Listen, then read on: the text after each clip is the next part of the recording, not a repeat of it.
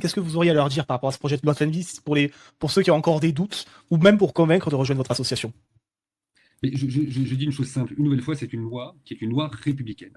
Une loi de liberté, une loi d'égalité, de fraternité et de laïcité. C'est une loi qui respecte toutes les consciences, tous les choix exprimés.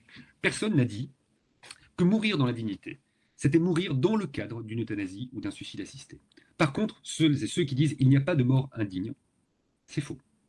C'est faux car il faut entendre celles et ceux qui sont accompagnés. Celles et ceux qui doivent fuir leur pays pour mourir comme ils l'ont souhaité quand ils sont face à des souffrances extrêmes. Il faut écouter également ceux qui restent, les proches, il ne faut pas les oublier. Et il faut entendre que oui, ils disent des choses simples, dures, mais c'est qu'il y a des morts indignes. Il y a des morts indignes parce qu'on n'a pas respecté leurs paroles, parce qu'on n'a pas respecté leurs choix, parce qu'on les a obligés à quelque chose, parce qu'on ne les a pas respectés dans la définition même de leur dignité. Cette loi, elle n'opposera pas les uns et les autres. Cette loi, elle est là pour respecter un choix et donner cette possibilité, si on le souhaite, d'être accompagné dans le cadre d'une aide active à mourir. Et une nouvelle fois, moi je ne me pose pas en militant de l'euthanasie, en militant du suicide assisté. Je suis un militant avec des convictions, mais je suis un militant de ce qu'on appelle le libre choix. Et j'y tiens particulièrement. Demain, s'il devait m'arriver quelque chose, si je devais être atteint d'une maladie grave et incurable, je ne sais pas ce que je souhaiterais. Je souhaiterais peut-être être accompagné dans le cadre de soins palliatifs. Je souhaiterais peut-être être accompagné dans le cadre d'une aide active à mourir. Je ne le sais pas. Donc je ne vais pas imposer ma vérité propre comme une vérité universelle.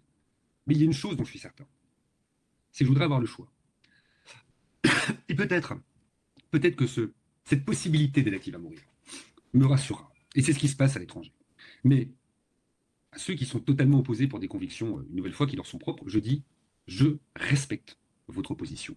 Mais n'imposez pas aux autres ce que vous pensez pour vous-même. Et peut-être que vous demanderez également à avoir ce libre choix. Nul ne le sait aujourd'hui. Donc ce qui est important, voilà, c'est de se respecter les uns et les autres. Et une nouvelle fois, ce n'est pas parce qu'on est favorable à une loi permettant l'aide active à mourir qu'on ne va pas se battre et qu'on ne se bat pas au quotidien pour qu'il y ait ce bien vivre, pour qu'il y ait ce droit à vivre dignement, pour qu'il y ait également le bien vieillir. Tout ça, c'est une suite logique de beaucoup de combats menés.